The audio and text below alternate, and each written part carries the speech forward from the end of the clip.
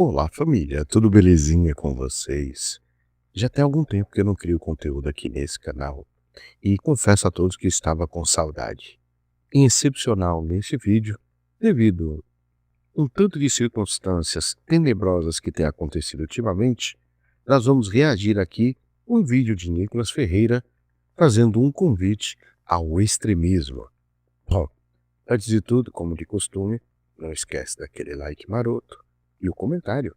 Qual é o canto do Brasil e do mundo que sou prestigiado por cada um de vocês?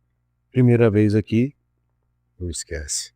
Clique no lindo botão inscreva-se e venha fazer parte desta comunidade.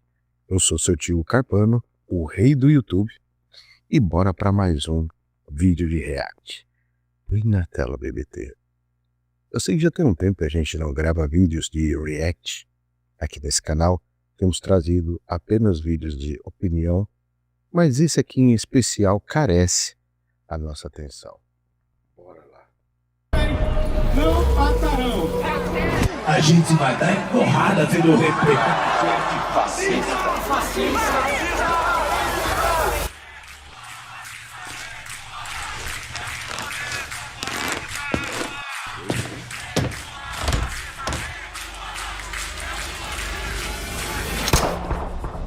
Eles não matam você por ser extremista. Eles chamam você de extremista para poder te matar. A violência começa com a linguagem. As palavras usadas contra conservadores são munição pesada, que muitas vezes sentenciam sua morte. Ah, porque vocês querem destruir a família? Sim. Queremos.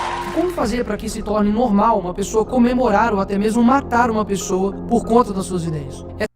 Inclusive, antes de eu continuar aqui, comenta aí o que vocês acham desses temas mais sensíveis do meio secular. Eu trazer reacts aqui no tio Carpano, o rei do YouTube. Comenta aí a opinião de vocês.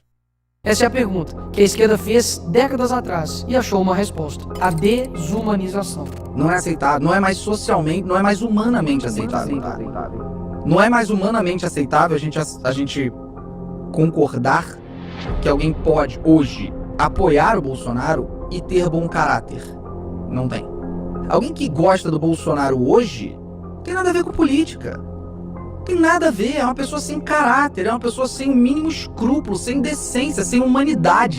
O objetivo? Fazer com que um grupo de pessoas se esqueça de que outros grupos de pessoas são humanos. No último dia 10 de setembro de 2025, o influenciador Charlie Kirk foi baleado dentro de uma universidade, na frente de centenas de jovens, mulheres, idosos, crianças, inclusive na frente de sua esposa e sua filha, que correu em sua direção, assustada, quando ouviu o barulho do tiro, imaginando que poderia ser protegida pelo pai, que tombava por um tiro tomado no pescoço. Os estudantes que estavam lá fazem rodas e começam a orar. Logo depois vem a notícia. To my great fellow Americans, I am filled with grief and anger at the heinous assassination of Charlie Kirk on a college campus in Utah. Charlie Kirk está morto. Até mesmo seus oponentes de debate se comovem com a morte. Afinal, a discordância não deve ser motivo para comemorar a morte de ninguém. Por um outro lado, em minutos, milhares de vídeos comemorando a morte do rapaz. Mataram o Charlie Kirk. Ai, coitado, tomou um tiro, não sei se na cara.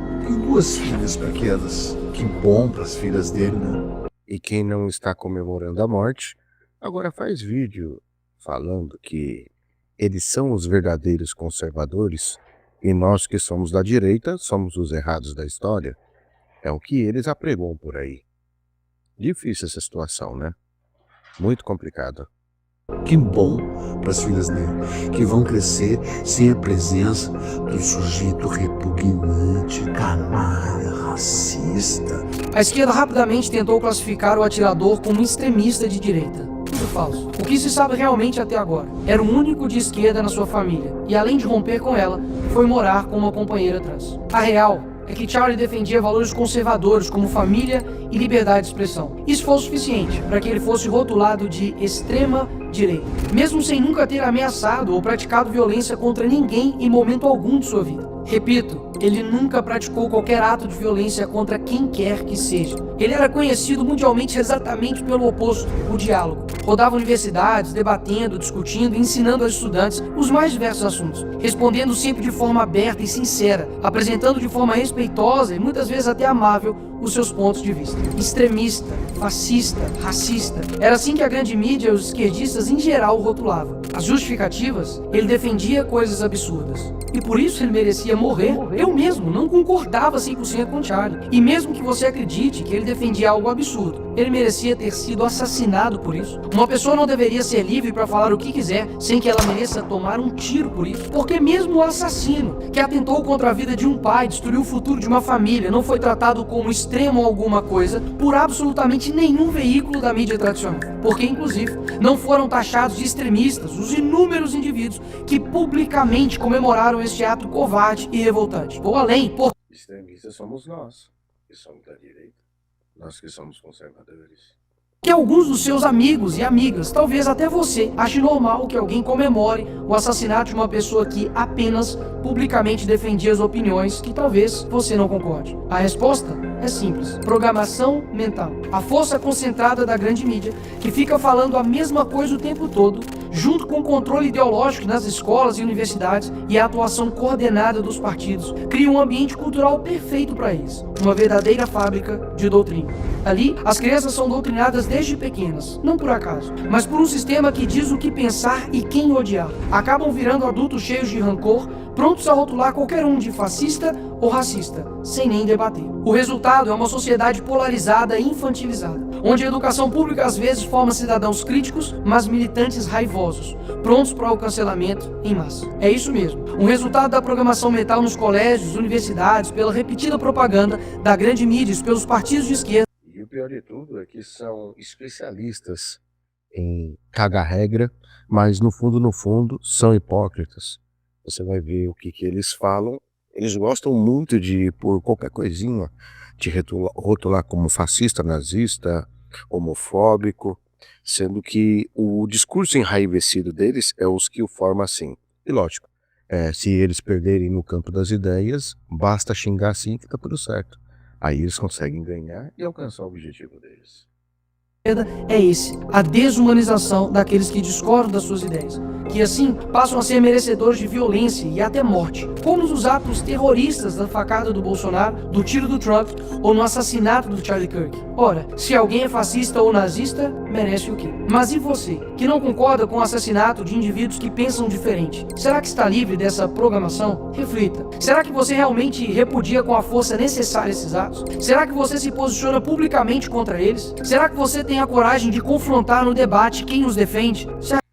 Muitos desses já me ameaçaram, como por exemplo, Juju Batom, já falou que ia vir com manos do PCC aqui em casa, o Paulo de Souza, que me acusou de ter ameaçado a mãe dele, sendo que eu nunca fiz isso, e de quebra, um cara se dizendo irmão dele me ligou, ou melhor, ligou para minha mãe, ligou aqui, mas minha mãe que atendeu, ameaçando ela, e tantas outras coisas, como áudios que nós já vimos, que inclusive eu mostrei lá no canal André Carpano, tem vídeo lá, dá uma chegada lá quando acabar esse daqui, onde eu falo sobre um certo alguém aí, que falou que tinha muito da minha família e podia arrebentar ela a qualquer momento.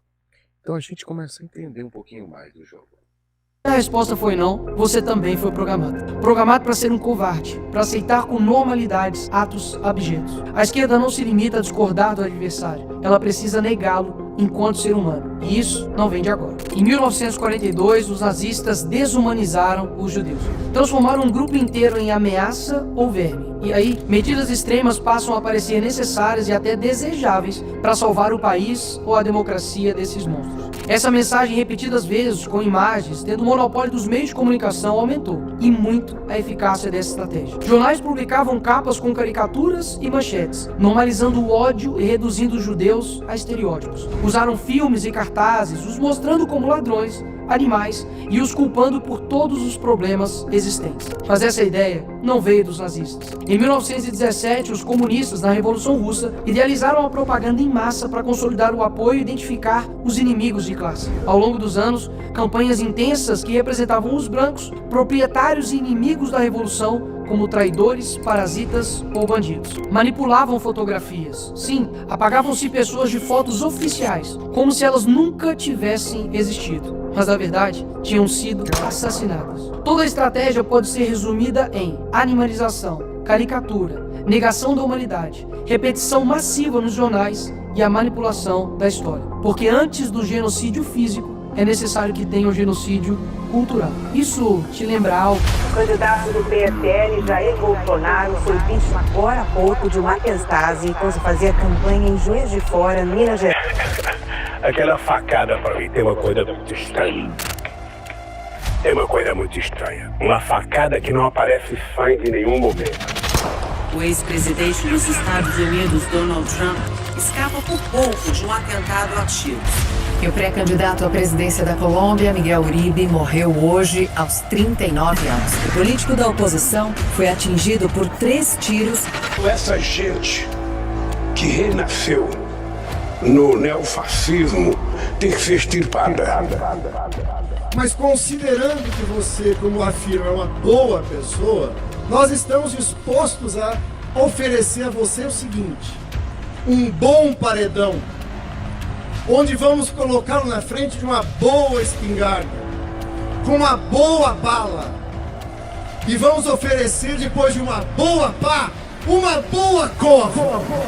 Nos últimos anos, a esquerda brasileira aperfeiçoou essa técnica. Criou-se uma cultura em que o conservador não é visto como adversário político, mas como um outro a ser eliminado. Basta observar o que seguiu a morte do Charlie Kirk. Em vez de luto ou solidariedade humana, emergiu a celebração macabra, o deboche e a indiferença. Esses mesmos que vibram com a morte de um adversário falam em amor, tolerância e diversidade. Nunca houve tanto ódio embalado em slogans de paz. Esses mesmos, após essa tragédia, começaram a ameaçar a minha vida e a da minha família. Em contrapartida, começamos um movimento para as empresas demitirem os funcionários que estão comemorando, minimizando ou até mesmo justificando a morte de um jovem de 31 anos. E dezenas já foram demitidos. Descobriram que são livres para falar o que quiser, mas a empresa também é livre para demitir quem quiser.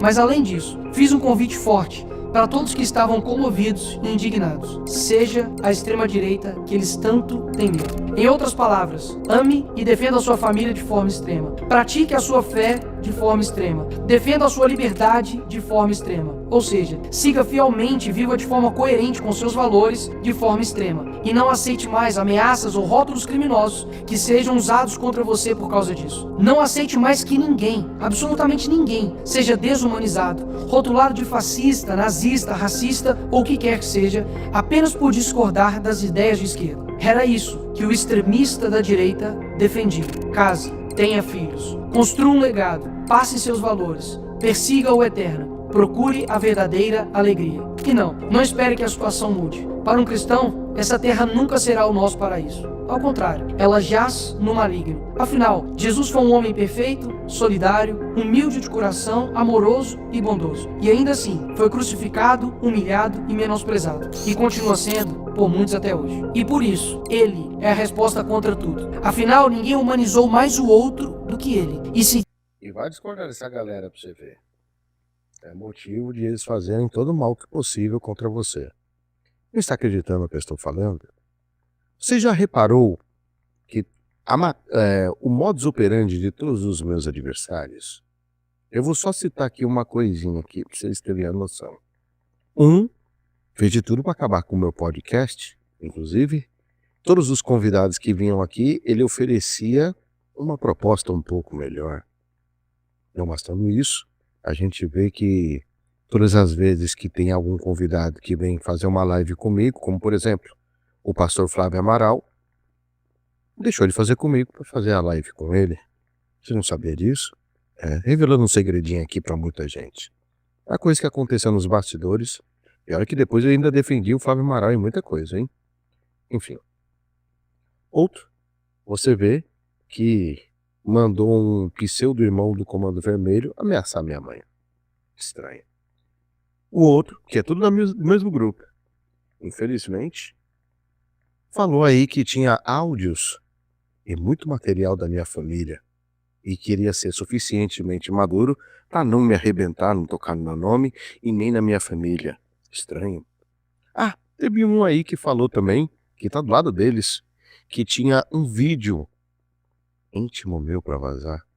Estranho, né? Muito estranho. Tinha um vídeo íntimo meu, sendo que nem eu sei que vídeo é esse. Gostaria muito de ver esse vídeo pra saber se tá bom ou não a performance. E sem se esquecer, lógico, daquele que acabou falando que eu ia receber um caixão preto aqui em casa. Notaram como eles são todos amiguinhos? Todos estão articulando juntinhos? Tá pensando que é brincadeira? Segui-lo implica entrar numa dinâmica de sacrifício que não é abstrata nem teatral, é concreta e diária. Se alguém quer vir após mim, negue-se a si mesmo, tome a sua cruz e siga-me. Ele não propôs um ideal romântico de sofrimento, mas um chamado real a assumir, por amor e por obediência, aquilo que o discipulado exige, até a disposição de dar a própria vida, como Cristo fez. O mundo é mau, mas o nosso Salvador, nosso Senhor, nosso Deus, Ele é bom. Essa foi a mensagem da esposa do Charlie no dia de sua morte. E o que isso quer dizer? Há uma confusão moral e retórica que precisa ser desfeita. Misericórdia não é covardia. Mansidão não equivale a passividade. O Evangelho não nos chama a sermos cordeiros insensíveis diante do que destrói pessoas e civilizações. Ele nos chama a ser cordeiros com dentes. A conduta de quem domina a própria ira e a sua força da verdade para defender o frágil. Jesus foi manso e humilde de coração, mas jamais omitiu a denúncia da mentira e o poder do tirânico. Expulsou comerciantes do templo, chamou a hipocrisia pelo nome, sofreu por amor e não por aceitação passiva. Ser manso... Coisa diferente. Por isso que eu digo, muitos naquele dia, quando disser que fez isso, aquilo, em nome do Senhor, o próprio Cristo vai dizer, não vos conheço, apartai-vos de mim, lago de fogo. Quais foram as propostas e as atitudes? Muitos deles Jesus pode dizer, ou perguntar, né, melhor dizendo, naquele grande dia, o que fizeste da família que eu te dei? Como você tratou, como que você cuidou da sua esposa e dos seus filhos? Isso não é ser fraco, é ser forte o suficiente para enfrentar o mal sem ser dominado por ele, e sábio o suficiente para usar a força pela verdade e pelo amor. O cristão genuíno reconhece duas verdades ao mesmo tempo. Primeira, a violência gratuita e o ódio não se justificam. Segunda, a omissão perante a injustiça é cúmplice do crime. Exatamente. Omissão perante a injustiça é cúmplice de crime. Sim, combater o mal é um dever que se realiza por meios morais, culturais e espirituais, e, quando necessário, institucionais. Isso significa agir com coragem, inteligência e prudência, não com fúria desordenada. Pedro, quando subiu àquele púlpito em Jerusalém, não negociou o evangelho. Enfrentou a massa, denunciou o pecado e por isso foi preso, escarnecido e finalmente martirizado. Sua luta foi pública e corajosa. Proclamar a verdade mesmo diante do poder político e religioso. Estevão, acusado, humilhado e apedrejado. Sua defesa foi um balanço lúcido da história de Israel e uma acusação direta à cegueira do seu povo. Paulo enfrentou disputas, tribunais e perseguições. Não se escondeu. Pregou nas praças, escreveu cartas que demoliam sofismas teológicos e organizou comunidades que mudaram todo o mundo. William Wilberforce. Batalha política persistente e estratégica pela abolição da escravidão no parlamento britânico. Prova de que o combate moral passa também pela política e pela perseverança. Martin Luther King Jr. Resistência não violenta, organizada e corajosa contra estruturas injustas. Dietrich Bonhoeffer. Coragem teológica e prática ao enfrentar o nazismo. Pagou com a vida por recusar a normalização do mal. Então, como devemos agir? Denunciar a falsidade e a corrupção com coragem intelectual. Estudar, argumentar e expor erros e mentiras. A igreja é a escola de caráter, disciplina, educação moral, formação doutrinária e solidariedade. Mas, infelizmente, inúmeras igrejas têm se convertido em ambientes pautados pela estética do bem-estar. Melodias emotivas, uma atmosfera agradável e pregações que amaciam o ego, em vez de proclamarem a verdade que suscita conversão e transformação interior. Precisamos abandonar essas práticas e construir comunidades sólidas. O campo político e jurídico não é terreno proibido, é lugar de batalha. Participar, influir em leis, defender os indefesos, tudo. Exatamente, porque essa conversa que alguns estão propagando, que política e religião são casos que a gente não deve se intrometer, o avô de Kim Jong-un falava a mesma coisa. Olha aí como que está a Coreia do Norte. Tudo isso é serviço cristão. Produzir cultura, livros, debates, arte e educação para moldar gerações. Quem define a linguagem e a imaginação controla, em larga medida, o futuro. Eles tentaram calar uma voz, acreditando que iriam nos amedrontar. Não, criar uma geração sem medo, que nem mesmo a morte nos parará. Mas pelo contrário, a morte de um dos nossos somente nos fortaleceu. Porque sabemos que o verdadeiro legado não se enterra com o corpo, mas cresce na coragem de quem fica. Que essa mensagem chegue para milhões de jovens em todo o mundo, que já não são mais os mesmos desde a morte do Charlie Kirk. Nesse sentido, você está convidado. Seja o extremista que eles tanto têm medo.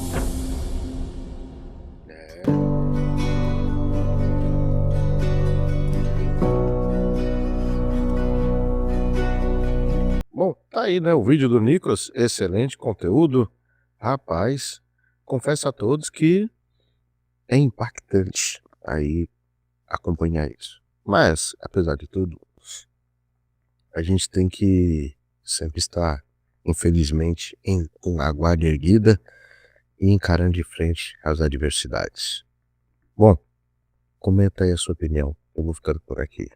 Um forte abraço. Foi.